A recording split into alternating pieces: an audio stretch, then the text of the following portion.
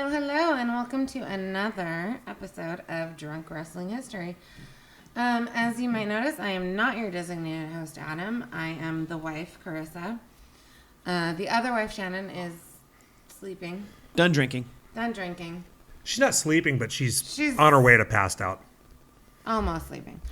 So we are just bringing you a little tidbit tonight. I'm sorry. First of all, thank you for joining us. Second of all, introduce yourselves. This is Eddie Woozle Wazzle. Woozle Wuzzle. You don't even know your own catchphrase. It's so stupid. You must be so embarrassed. You must be so embarrassed. And this is Scott. It's Ghetto Blaster time, fool. And at this point, we're all drinking Jaeger again. Woohoo, shots. Time for Jaeger shots. No strawberry. Dive. Shots. Oof. It's so terrible. Why do we drink that? I don't know. So, anyways, thank you for joining us. And tonight we are going to be briefly talking about Bobby Heenan, who, as I think we've established in the last couple episodes, I was not part of. I just started watching wrestling a scant 11 years ago. I don't know who that is. I don't care. Oh! I'm going to take a break. You may or may not be blessed with me for the outro. We'll see if I come back in time. Go, boys. All right. Well, The idiots have been handed the reins. It's going to be bad, you guys. It is, in fact, It's Ghetto trouble Blaster now. time, fool. so basically, our idea of this. So we briefly mentioned a couple weeks ago when we were talking about things that happened in the last decade. I think we mentioned it, right? We mentioned that Bobby Heenan died, yes. right? So we did a thing about all the people who died, but we sort of glossed over the brain because we were saving it for this episode. And I don't know about you guys, but for me, the brain is, well, Scott and I have talked about this. The brain is, if you want to look at the best overall performer. If I'm not back, here is the outro information. There's your script. Thanks for fucking up the rotation. Okay, thank you. You're welcome. Okay. Anyway, we've talked about this before, and we feel that as an overall performer, as far as being working at a very high level at everything in wrestling, Bobby Heenan's it, right? He's the best. He's the absolute. He might not be the best at every individual thing. Like, he's not the best wrestler, right? Right. But nobody did things at a higher level, all of the things at a higher level than him. Maybe he wasn't even the best commentator or the best manager, but Oh no, he was both of those. Well, okay, but what I'm saying is, I know as an all-around performer that could announce, commentate, manage, you name it, wrestle, it was Bobby Heenan. All around, he is hands down the best of all time. The top guy. He is the top guy. Right. Nobody was at that good at that many things as him. Right. So, like, I don't know. What do you think? Do you think he's more known for his commentary with Gorilla was just fucking stellar? But what do you think he's more known for? His commentary or being a manager? I would actually say both. We did take a few notes on Bobby Heenan here. So to touch on your point, I remember him most as a commentator or an announcer, whatever you want to, primetime wrestling with Gorilla. Right. That to me is the cream of the crop. Right. There are none better. It's Gorilla and Bobby. The way that they would, the way that they would go back and forth, they don't have equals back then or today or anywhere in between. And I would say no one's even a close second, right? Like maybe second place would be Jesse Ventura and Gorilla.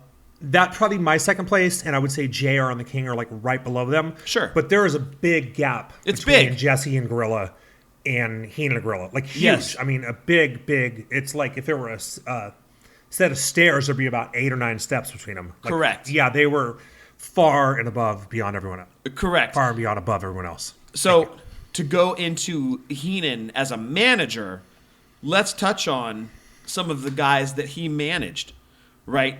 He had Heenan families in both the the AWA and the WWF.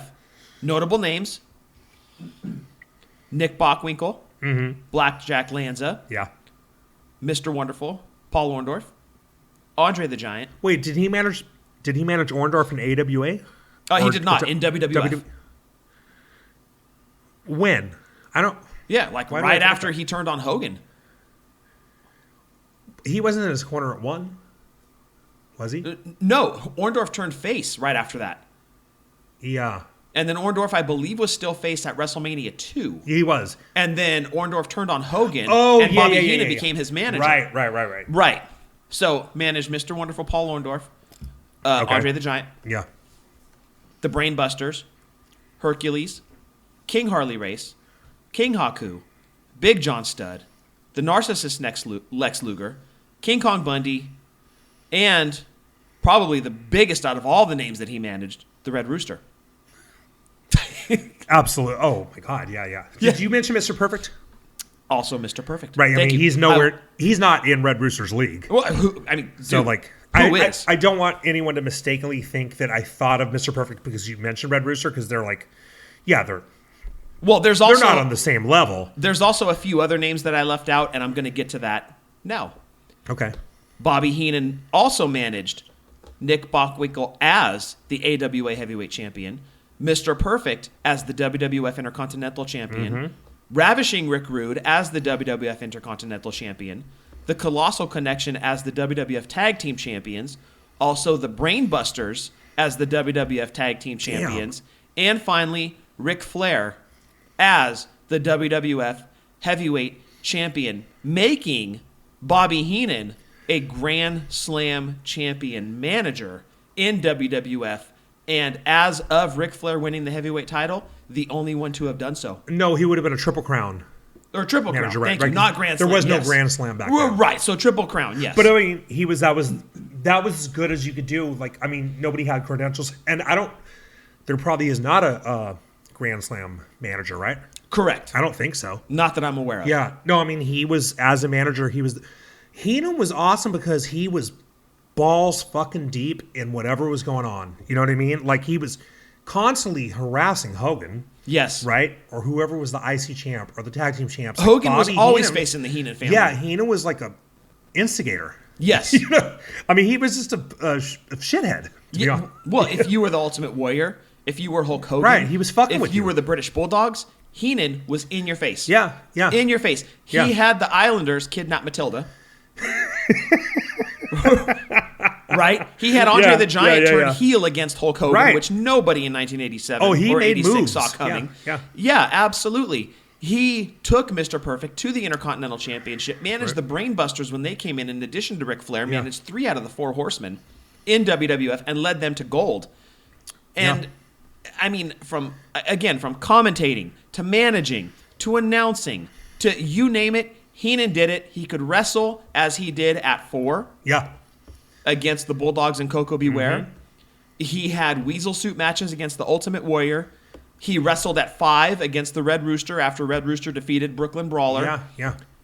The guy could do it all, and he could bump like nobody else in the ring and make his opponent look like $1 million. He would bump his ass off, and he would do it in a funny way, but he wouldn't do it in a cartoony way. Right. Like, he literally was like just short of being cartoony. Like, it was Right. believable. You know what I mean? Like, he looked like he was getting his ass kicked, but it was funny. Yes. But it wasn't so funny that it was like... It wasn't disturbing. like, no, not disturbing, but like just too much. You Yeah. know, like just too, like, okay, for example, Jimmy Hart sometimes I thought would get beat up and just sort of play it a little too much where it looked like a joke. Right. You know, he didn't look like he was fucked up. You know, like, dude, like at Yes. 2, right? When he got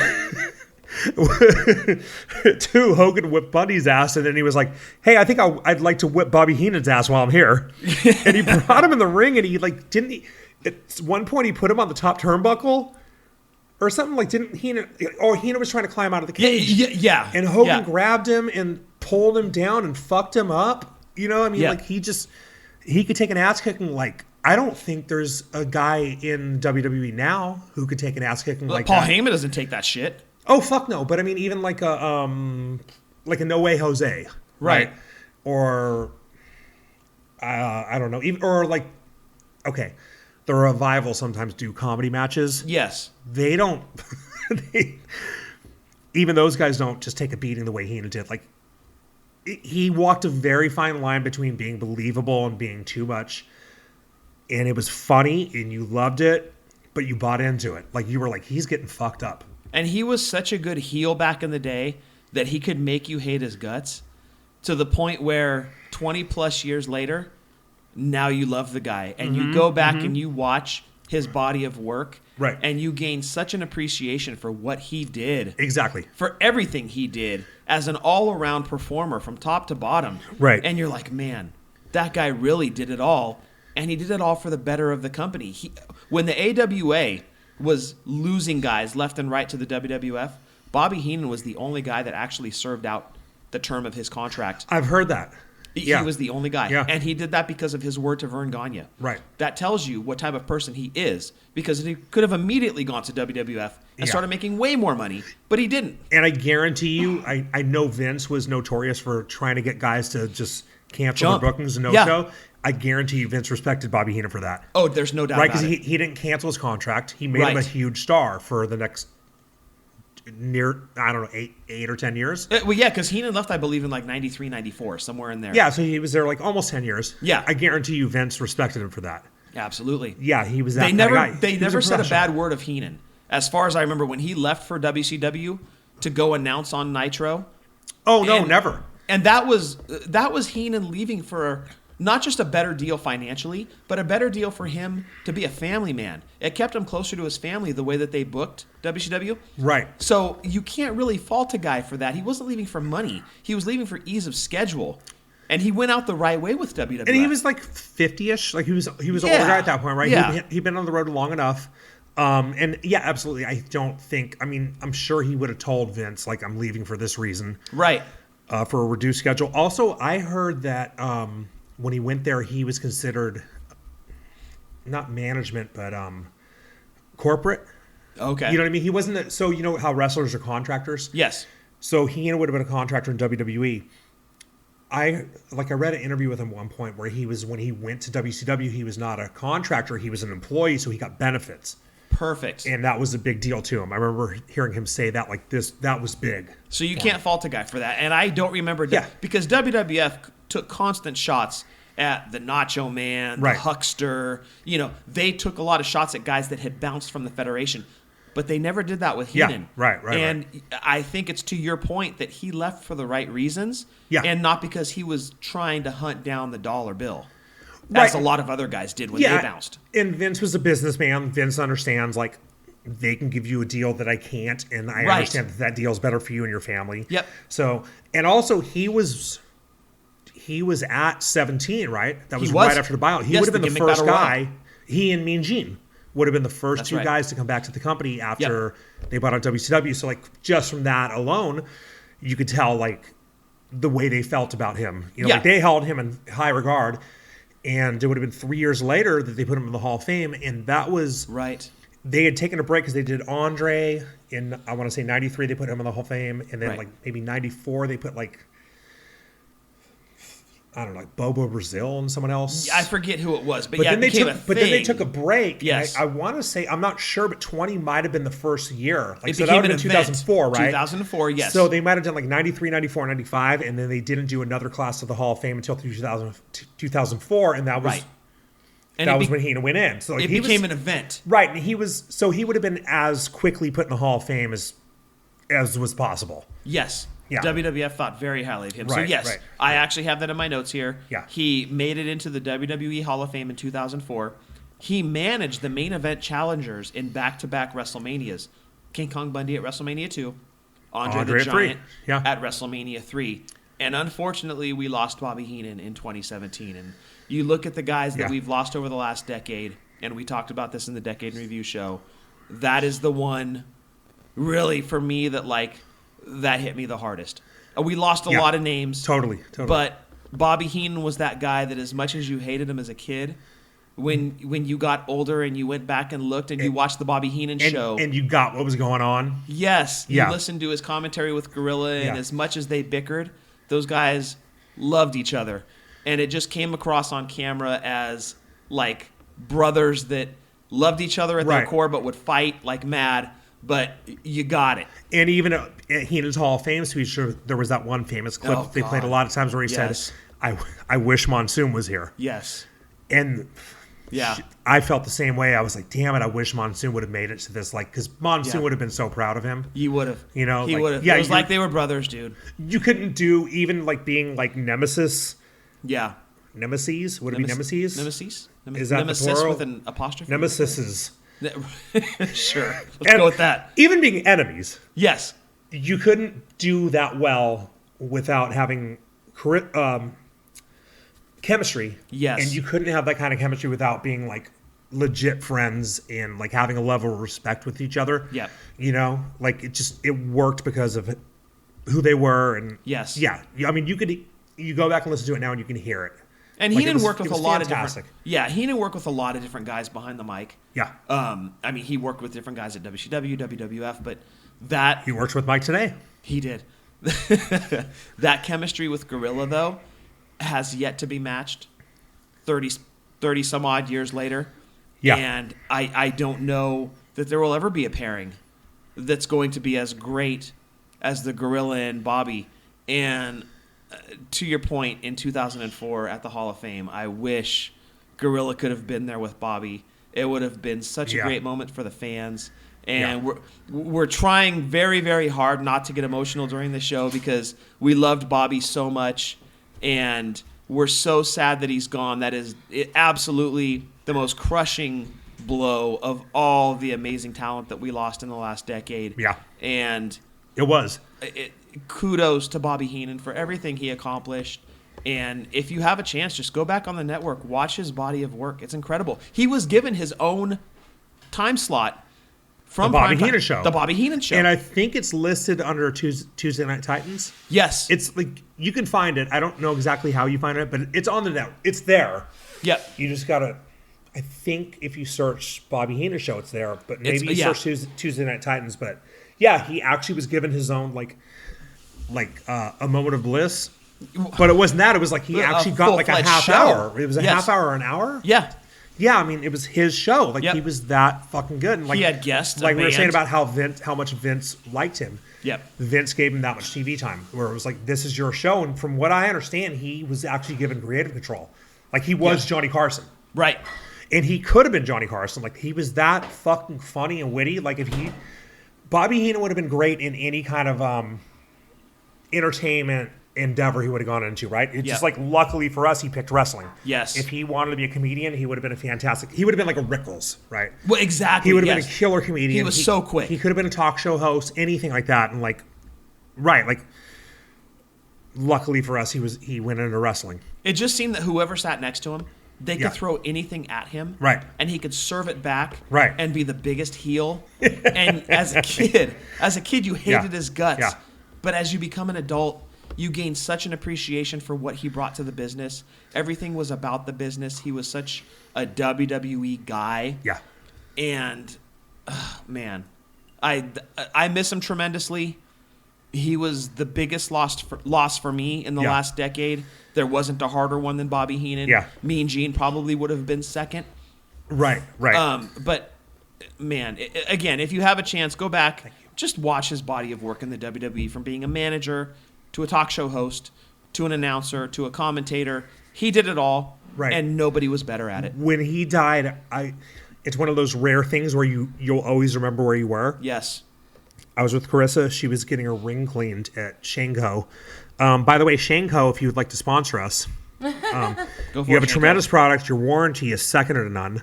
And maybe you could hook us up with a case of beer or Oh, something. remember on the very first episode Yeah. when I told everyone my ring broke? Yeah.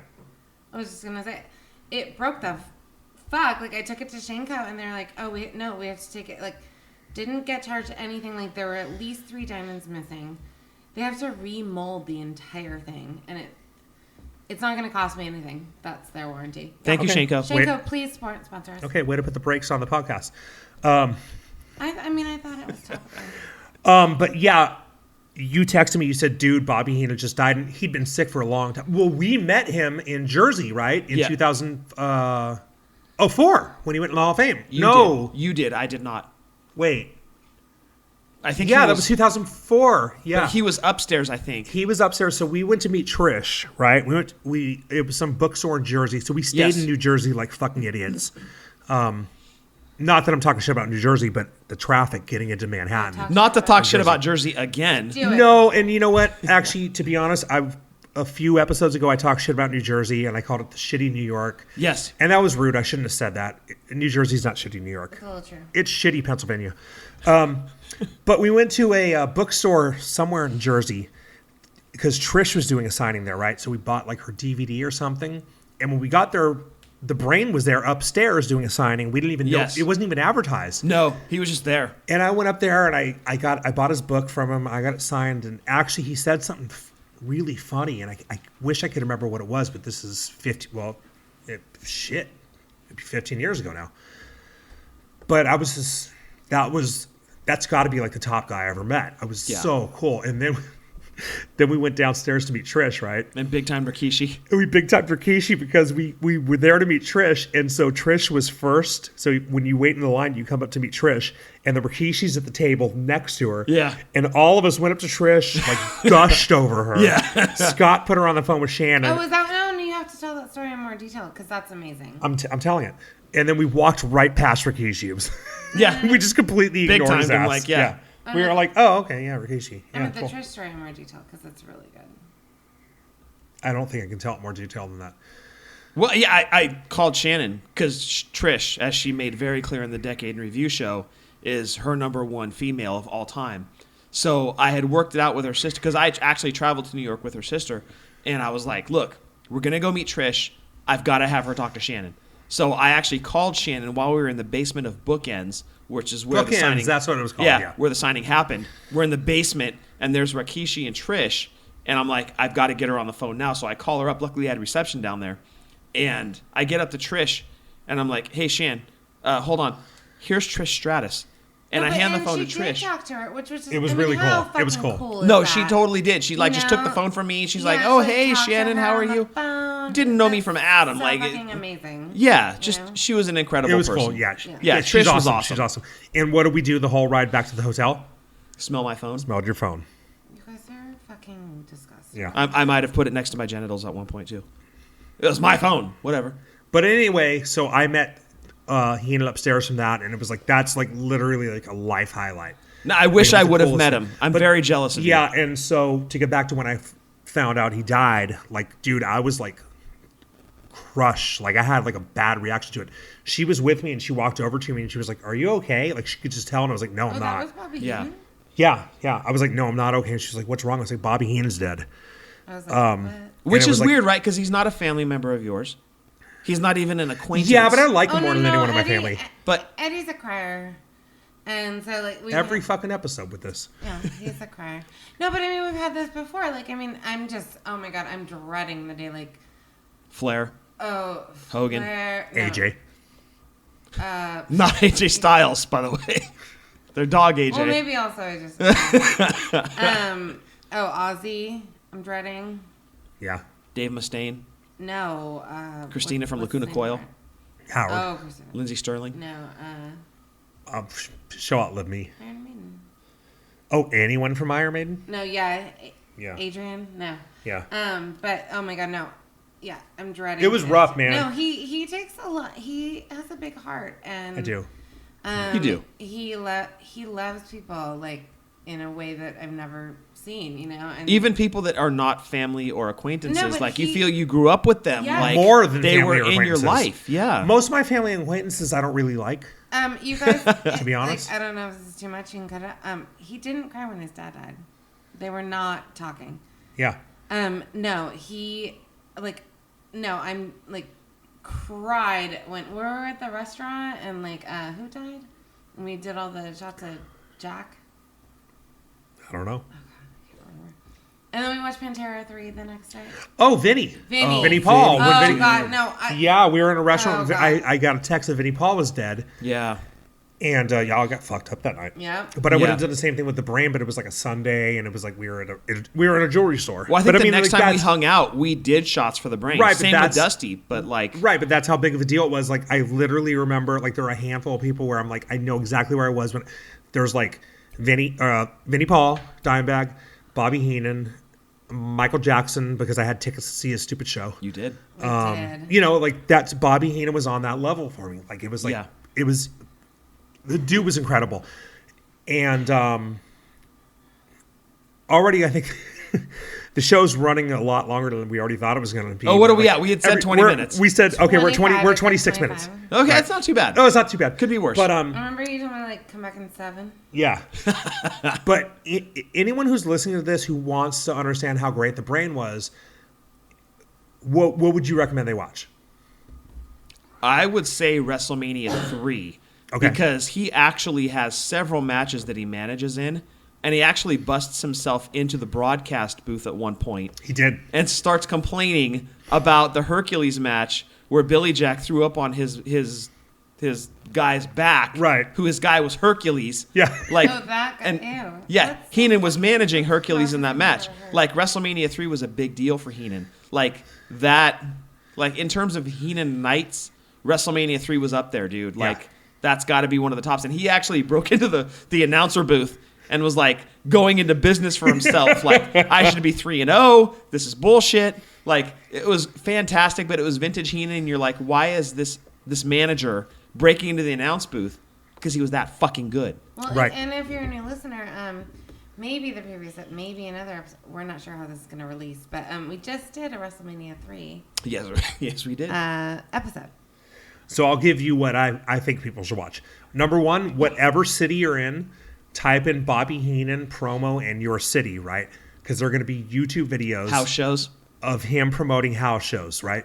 There are like probably a dozen of videos of him promoting house shows in Oakland or in San Francisco at the Cow Palace. Yeah. My favorite is what he says. Oh, Oakland, lovely town. They put the city limit sign on the same post. The stupidest joke. What? But for me, my all-time favorite Bobby Heenan clip would be the 1992, right? Or When Flair won the belt, that was 92, right? that was 92. The 92 Royal Rumble. Bobby Heenan was on commentary, and Ric Flair was number 3 in the ring. Losing his shit. He was on beside himself. commentary. He spent an hour complaining that this is not fair to Flair, Yes. right? I mean, he was Yep. going berserk, and that was Bobby Heenan at his best. It was like one-liner. I mean, he was on fucking fire, and then Flair won. Yes. And then they went backstage and did that promo. And Heenan's back there. And that, right, Heenan's there with Perfect and Flair, and that's the famous put that cigarette out promo, right? Yep.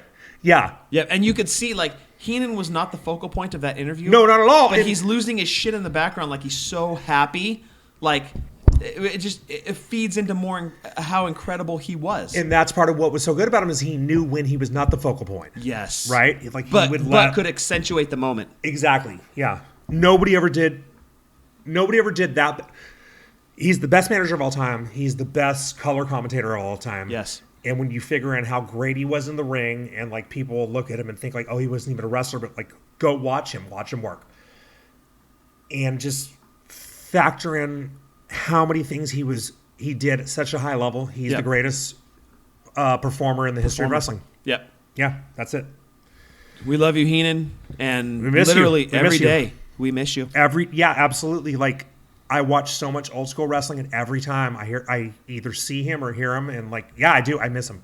Yep. He was the greatest. And we made it through this episode without crying, which is You did. unprecedented. We thought we were going to for sure. I did cry a little. So as we leave, I just have one thing to say. Who is Bobby Heenan? So I guess I'll have to listen to this episode Bitch. to find out. I was. Will you gone. stop? I'll be taken out of here.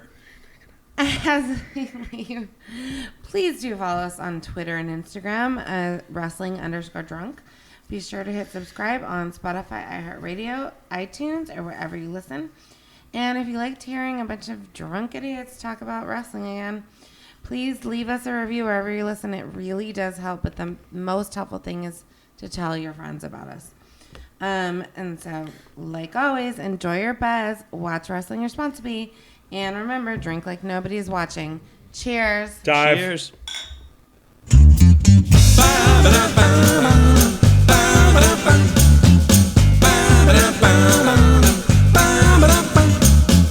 I'm gonna jack it where the sun always shines. He's gonna jack it. Been spreading the word and now I need to ease my mind. Jacking it. Been planting them apple seeds and while the apples grow, I'm gonna go out jacking it in San Diego. Jacking it, jacking it, jacking it, jack. Spanking it, jacking it, spanking it, smack. I don't need no shirt, no. Gonna take them pants right off. He's about to jack it. On such a bright day, who needs underwear or socks? Jacking it. Been around God's country, and there's one thing I know. There's no better place for jacking it than San Diego. Jack it, jack it, jacking it, jack. Spanking it, smacking it, smack. Jacking it, jacking it, jacking it, jack. Jacking it, spanking it, spanking it, smack. Come to San Diego, there's so much to see. From the sparkling waters of Mission Bay to the warm tortillas of Old Town. And after a day of sightseeing, why not try spanking it in one of our charming city streets? San Diego, come, take a load off. Jacking it, jacking it, jacking it, jack. Spanking it, smacking it, smack. A whacking it, whacking it, whacking it, whack. Spanking it, jerking it, smacking it, smack. The cars are passing me by, they honk and say hello. Hey, that guy's jacking it. From his window, there's a guy shooting video of him jacking. And if the good Lord Jesus comes knocking on my door, just tell him that I'm jacking it in San Diego. Jacking it, jacking it, jacking it, jack. Spanking it, spanking it, smacking it, smack. He's about to jack it. Jacking it, jacking it, jacking it. Whacking, whacking, spank, whack, spanking it, whack. Look at me, I'm jacking it. Jacking, jack, whacking it, whacking. Spanking, spanking, whacking, whack, stacking it. He's about to jack it. San Diego, jack, whacking it, whacking, whacking, San Diego. Whacking it, whack. Keep on San Diego, jack, jacking it. San Diego, whack, whack, whacking it, jack. San